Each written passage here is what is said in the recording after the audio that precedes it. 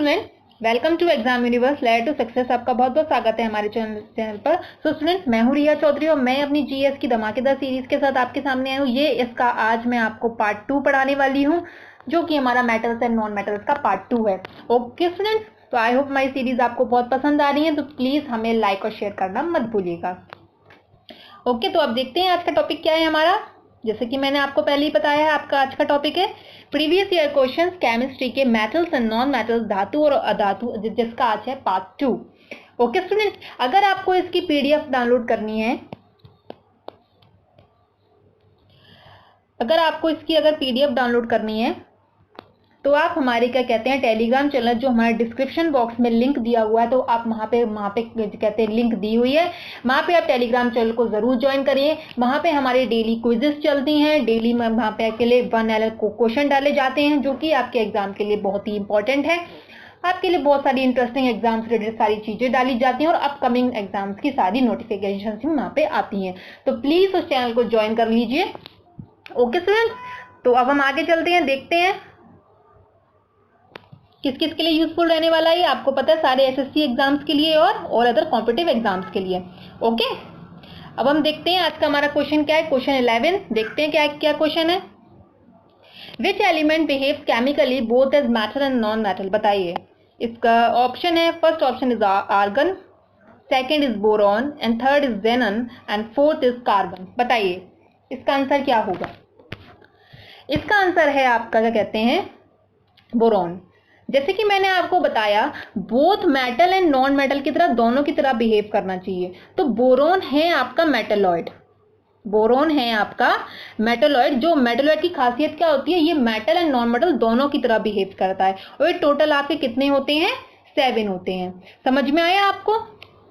और बाकी आर्गन जेनन तो आपकी नोबल गैसेस हैं, और ये कार्बन आपके कहते हैं नॉन मेटल है।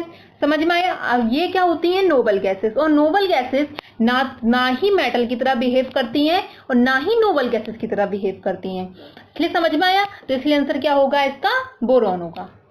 ओके, तो आगे चलते हैं, क्वेश्चन 12 देखते हैं क्या है हमारा। क्वेश्चन 12 है आपका, helium is added to the oxygen supply of deep sea divers because it is. बताइए, first is less poisonous than nitrogen. क्या ये हमारा लाइटर देन नाइट्रोजन है, क्या ये हमारा रीडली मिसिबल विद ऑक्सीजन है, या फिर फोर्थ है हमारा less soluble in blood than nitrogen at high pressure. बताइए इसका आंसर क्या होगा। इसका आंसर है हमारा less soluble in blood, fourth है हमारा, देखते हैं क्या है हमारा, less soluble in blood than nitrogen at high pressure. मैं आपको बता दूं कि हीलियम है ना, वो नाइट्रोजन से हल्की गैस होती है, क्योंकि ये लाइट एटम होता है नाइट्रोजन से। समझ में आया आपको, ये लाइट एटम होता है नाइट्रोजन से, ये इसलिए ये क्या कहते हैं लेस सोल्यूबल होती है ब्लड में। क्या होती है, ये लेस सोल्यूबल होती है। बाकी जो नाइट्रोजन होती है वो क्या करती है, आपके ब्लड कैपिलरीज को क्या कर देती है, ब्लॉक कर देती है। वो क्या करती है, उसके बबल्स ज्यादा फॉर्म होते हैं, बड़े बड़े फॉर्म होते हैं, जिसकी वजह से आपकी ब्लड कैपिलरीज ब्लॉक होने की वजह से नाइट्रोजन बबल के द्वारा आपको क्या कह सकते हैं, अटैक भी आ सकता है, या आपको ब्रेन हेमरेज भी हो सकता है, बहुत सारी चीजें हो सकती हैं आपके साथ। इसलिए हम क्या करते हैं, हाइड्रोजन कहते हैं, नाइट्रोजन की जगह हम हीलियम गैस को क्या करते हैं, प्रेफर करते हैं। इसका आंसर क्या होगा, क्वेश्चन 4। ओके स्टूडेंट, तो आगे चलते हैं, देखते हैं क्वेश्चन 13 क्या है हमारा। क्वेश्चन 13 है, during galvanisation which metal is used for casting iron. देखते हैं क्या होगा इसका आंसर। इसका आंसर देखते हैं हम क्या होगा। नेक्स्ट ऑप्शन देखिए आपका क्या है, zinc, copper, aluminium and bronze. बताइए इसका आंसर होगा आपका जिंक, क्योंकि आपको पता है, सबसे पहले बताती हूँ गैल्वेनाइजेशन प्रोसेस क्या होता है। गैल्वेनाइजेशन वो प्रोसेस होता है जिसमें हम जैसे आयरन पे या फिर क्या कहते हैं स्टील ऑब्जेक्ट्स पे हम क्या करते हैं, जिंक की कोटिंग करते हैं। समझ में आया आपको, जिंक की कोटिंग होती है, जिससे क्या होता है, इससे रस्टिंग से बचाया जा सके। समझ में आया, करते हैं रस्टिंग की कोटिंग होने से इसे बनाया जा सके, और ये क्या करते हैं फॉर अ लॉन्ग टाइम के लिए यूजेबल हो, लॉन्ग टाइम के लिए यूजेबल हो। और इसी प्रोसेस को क्या कहते हैं, हम गैल्वेनाइजेशन कहते हैं। समझ में आया आपको, इसी का आंसर क्या होगा आपका, जिंक। देखते हैं नेक्स्ट क्वेश्चन क्या है हमारा। क्वेश्चन 14 क्या कह रहा है, modern periodic table metals metalloids and non metals are found in which block. बताइए इसका आंसर क्या होगा। हाँ तो देखिए स्टूडेंट्स, इसका modern periodic table metals and metalloids and non metals are found in which block. बताइए इसका आंसर क्या होगा, s block, p block and d block and f block. बताइए ऐसा कौन सा ब्लॉक है जिसमें मेटल्स भी हैं, मेटलॉइड्स भी हैं और नॉन मेटल्स भी हैं। बताइए स्टूडेंट्स, अपना आंसर कमेंट सेक्शन में लिखिए जल्दी से।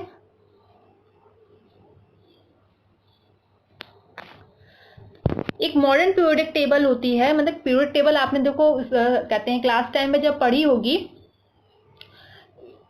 उसमें एस ब्लॉक होते हैं, पी ब्लॉक होते हैं, डी ब्लॉक होता है, एफ ब्लॉक होता है। तो वो है आंसर आपका पी ब्लॉक।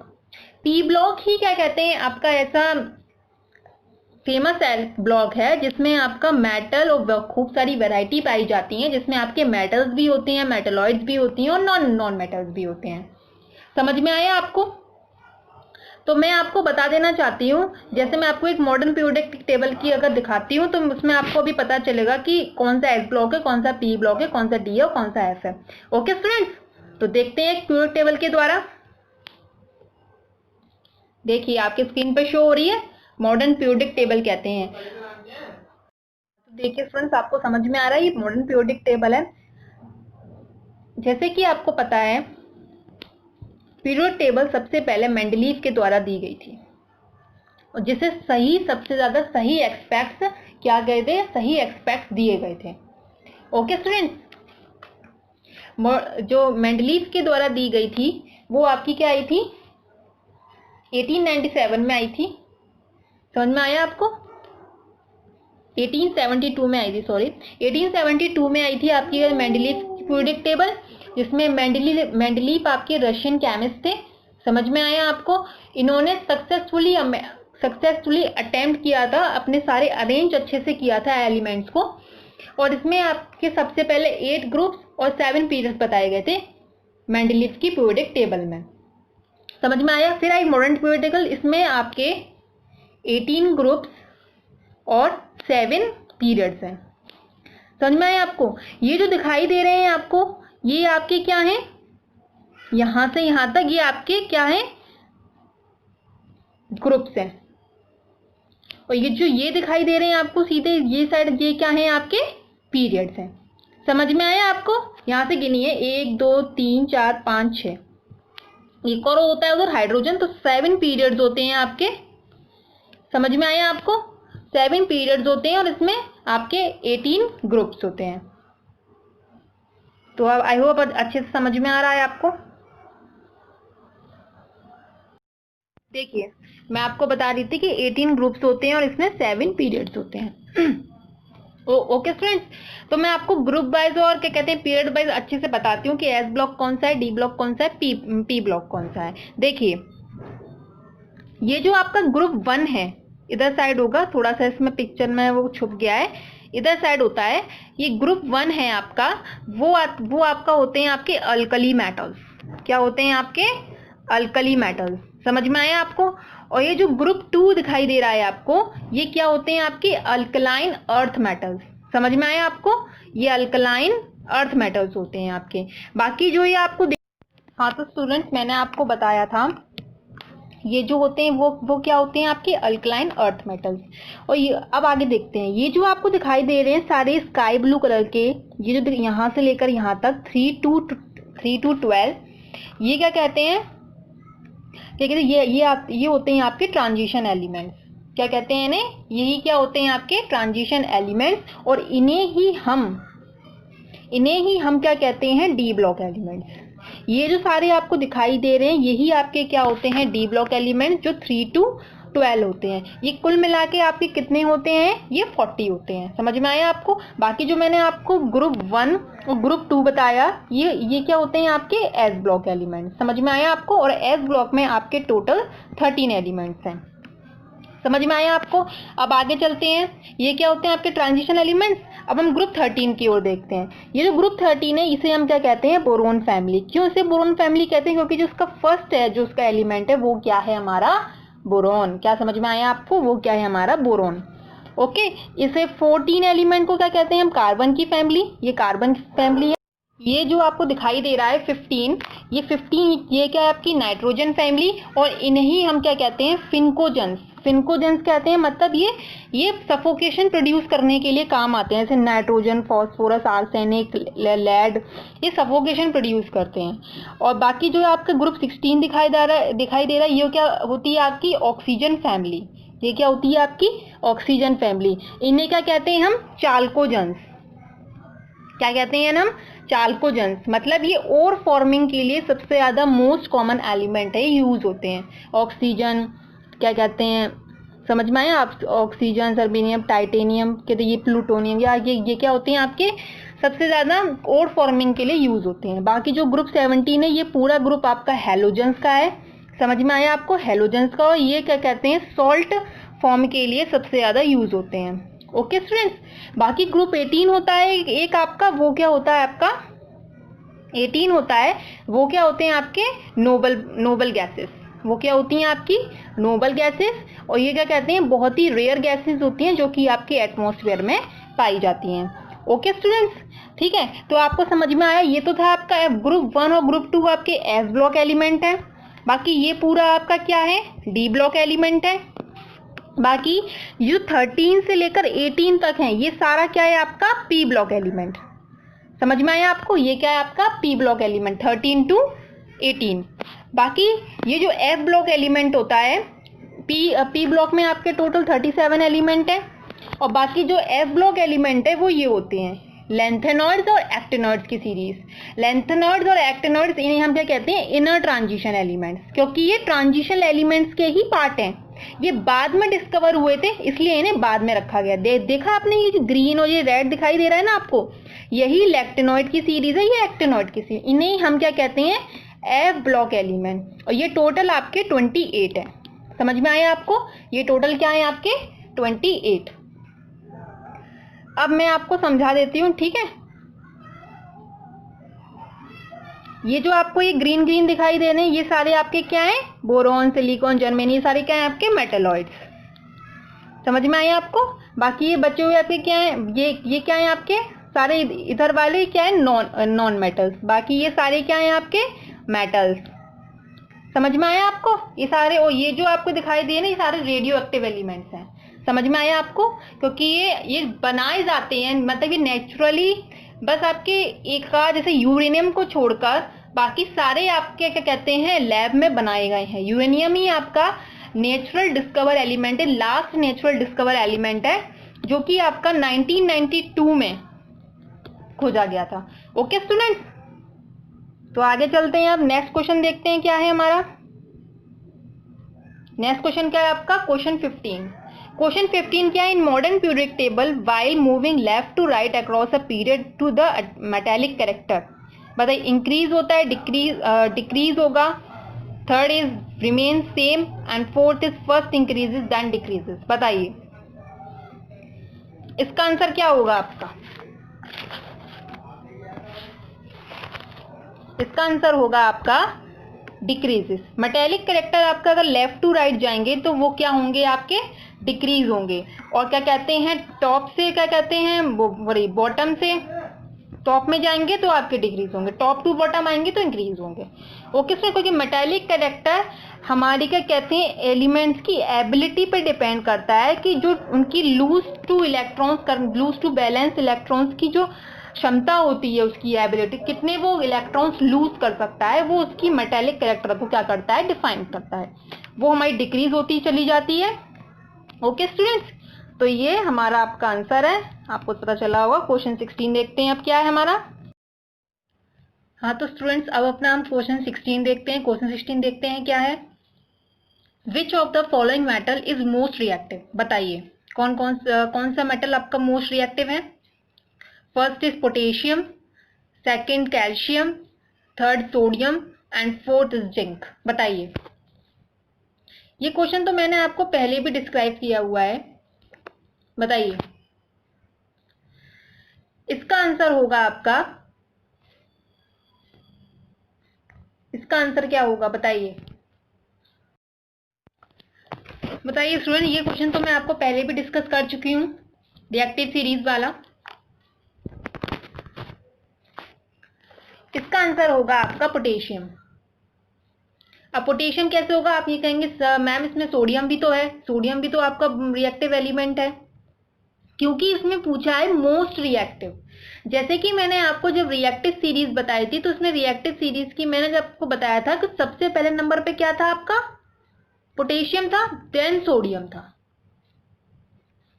ठीक है, अगर यहाँ पे मोस्ट लिखा भी नहीं होता ना, तब भी इसका क्या कहते हैं, आंसर क्या होता है आपका, पोटेशियम होता है, क्योंकि हम फर्स्ट प्रेफरेंस पोटेशियम को देंगे, क्योंकि पोटेशियम पहले नंबर पे है। बाकी सोडियम भी आपका क्या कहते हैं, मोस्ट रिएक्टिव एलिमेंट है, बट फर्स्ट क्या है आपका, पोटेशियम। तो इसलिए इसका आंसर क्या होगा, पोटेशियम, देन फिर सोडियम। समझ में आया आपको। अगर आपका क्या कहते हैं, पोटेशियम की जगह कोई और होता, अगर कैल्शियम होता है यहाँ पे कहते हैं, पोटेशियम नहीं होता, तो इसका आंसर क्या होता है, सोडियम। समझ में आया आपको। तो नेक्स्ट देखते हैं अब, नेक्स्ट क्वेश्चन क्या है हमारा, question 17। Which of the following statement is are correct. बताइए, oxides of non metals are basic, oxides of non metals are acidic, या oxides of metals are acidic, या ऑल ऑप्शंस आर करेक्ट। बताइए, इसमें से कौन सा स्टेटमेंट आपका ठीक है, बताइए। इसका आंसर है आपका, क्या कहते हैं, oxides of non metals are acidic. समझ में आया आपको, जो नॉन मेटल्स के जो ऑक्साइड्स होते हैं वो एसिडिक होते हैं। समझ में आया आपको, जैसे कैसे, जैसे मैं आपको एग्जांपल लेके बताती हूँ। जैसे हमने लिया कार्बन प्लस ऑक्सीजन, ठीक है, जब ये बनता है तो CO2 फॉर्म करता है। समझ में आया आपको, CO2 फॉर्म करता है तो ये एसिडिक इन नेचर होता है। समझ में आया आपको। और वरना ये कभी कभी कार्बन मोनोऑक्साइड भी फॉर्म करता है, तब ये ऐसे फॉर्म करता है। यहाँ पे हम बैलेंस ही 2 कर देंगे। तो कार्बन मोनोऑक्साइड आपका न्यूट्रल होता है। समझ में आया आपको। तो ये कभी कभार एसिडिक भी नेचर शो करता है, कभी का न्यूट्रल भी नेचर शो करता है, जब नॉन मेटल्स के क्या बनाते हैं, ऑक्साइड्स बनाते हैं। समझ में आया आपको। तो यही आंसर क्या होगा आपका, करेक्ट। तो आप ध्यान से देखिएगा, और प्लीज हमारे सेशन को लाइक एंड शेयर तो आप अच्छे से कर ही रहे हैं, और हमारे टेलीग्राम चैनल को जरूर ज्वाइन कर लीजिए। वहां पे आपको डेली चैनल की और क्या कहते हैं अपकमिंग एग्जाम्स की सारी नोटिफिकेशन अच्छे अच्छे, उसमें आपको 1 लाइनर क्वेश्चंस भी मिलते हैं। तो प्लीज हमारे टेलीग्राम चैनल को सब्सक्राइब करना मत भूलिएगा। आगे देखते हैं क्वेश्चन क्या है, question 18। Which of the following metal is more ductile in nature. बताइए, कॉपर, सिल्वर, गोल्ड, या 4th वन इज एल्यूमिनियम। बताइए,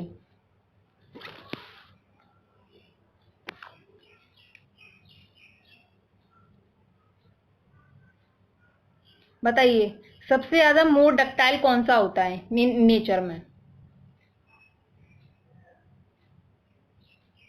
इसका आंसर है आपका गोल्ड। गोल्ड आपका मोर डक्टाइल होता है। बाकी के बाद फिर आपके सिल्वर, फिर सिल्वर होता है, फिर आपका कॉपर होता है, फिर आपका एल्यूमिनियम होता है। लेकिन सबसे ज्यादा मोस्ट रिएक्टिव क्या होता है, गोल्ड होता है, क्योंकि डक्टिलिटी वो प्रॉपर्टी होती है मटेरियल की जिसे हम हैमर से बीट करें। हैमर से मतलब बीट करने का मतलब है हैमर से उसे पीटें, हैमर से उसे पीटने, और उसे क्या कहते हैं, पीट पीट के इतना थिन बना दें लाइन के बराबर, जिससे लाइन दिख रही है आपको, इतना थिन बना दें या फिर वायर में कन्वर्ट कर दें। वो प्रॉपर्टी हमारी डक्टिलिटी होती है। समझ में आया आपको, वो प्रॉपर्टी हमारी डक्टिलिटी होती है। तो आपने देखा होगा गोल्ड की शीट्स भी बनती हैं, गोल्ड की शीट्स भी बनती हैं। जैसे रदरफोर्ड ने जिस पे एक्सपेरिमेंट किया था वो क्या थी, गोल्ड फॉइल, गोल्ड फॉइल थी, गोल्ड की पतली फॉइल थी। तो समझ में आया। तो इसलिए गोल्ड क्या क्या कहते हैं, गोल्ड आपका मोर डक्टाइल है। अब नेक्स्ट क्वेश्चन देखते हैं, हमारा क्वेश्चन 19 क्या है। An element that does not occur in nature but can be produced artificially. बताइए, thorium, radium, plutonium and uranium. बताइए, thorium, radium, plutonium and uranium.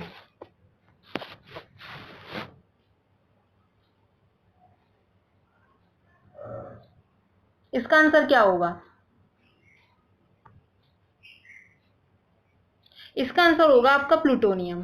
Plutonium हमारा नेचर में एग्जिस्ट नहीं करता है, बट ये क्या है हमारा, बाकी तो ये सारे रेडियो एक्टिव एलिमेंट है, थोरियम, रेडियम और यूरेनियम सारे क्या है, रेडियो एक्टिव एलिमेंट है। बट प्लूटोनियम हमारा नेचर में एग्जिस्ट नहीं करता है, इसे हम लैब में आर्टिफिशियली क्या बनाते हैं। समझ में आया आपको? तो ये आपका करेक्ट आंसर है। बट यूरेनियम नहीं है, यूरेनियम हमारा नेचुरल एलिमेंट है, थोरियम भी है। तो हम चलते हैं नेक्स्ट, देखते हैं question 20 and last question of the session. Identify the metal which is non toxic in nature. बताइए। Chromium, second one is gold and third is cadmium and fourth is cobalt. Cadmium की spelling ठीक कर लीजिएगा, यहाँ आई नहीं आएगा, T के बाद आई नहीं आएगा। ओके, तो इसका आंसर क्या होगा, जो कि नॉन टॉक्सिक है। नॉन टॉक्सिक का मतलब, जो टॉक्सिक सब्सटेंस होते हैं उनका मतलब क्या होता है, वो पॉइजनस होते हैं। क्या होते हैं वो? पॉइजनस होते हैं, मतलब जहरीले होते हैं। पॉइजनस उनके अंदर सॉल्युबल होते हैं, मतलब उन्हें हम, उनका कोई बायोलॉजिकल रोल नहीं रहता है। समझ में आया आपको? इनका कोई बायोलॉजिकल रोल नहीं होता है नेचर में। समझ में आया? जो अब इनमें बताइए कि इनमें से कौन सा आपका क्या है, नॉन टॉक्सिक है। तो इसका आंसर है, इसका आंसर आपको पता चला, इसका आंसर क्या है, गोल्ड। बाकी क्रोमियम, कैडमियम की तो आपकी रॉड्स भी बनती हैं, देखिए तो वो पॉइजनस होती हैं, नॉन टॉक्सिक होती हैं। बाकी कोबाल्ट भी आपका क्या होता है, नॉन टॉक्सिक होता है। तो इसका आंसर क्या है आपका, गोल्ड। समझ में आया आपको? आपको मेरे सेशंस आई होप बहुत पसंद आ रहे होंगे। तो प्लीज, अगर मेरे सेशंस आपको पसंद आ रहे हैं तो प्लीज आप क्या कहते हैं, लाइक एंड शेयर करना मत भूलिएगा। And thank you so much for watching my sessions. आपका बहुत बहुत शुक्रिया। और आपको आने वाले एग्जाम्स के लिए या फिर हमारी वीडियोस के लिए, अपकमिंग क्या कहते हैं सेशंस के लिए, तो आपको अगर हमारा चैनल सब्सक्राइब करना पड़ेगा। अगर आप सब्सक्राइब नहीं करेंगे तो आपको पता नहीं चल पाएगा। ओके स्टूडेंट, तो सब्सक्राइब करना मत भूलिए हमारे चैनल को। और ऑब्वियसली लास्ट टाइम मैं क्या क्या कहने वाली हूँ, लाइक एंड शेयर करना मत भूलिएगा। Thank you so much for watching my session students. Thank you so much.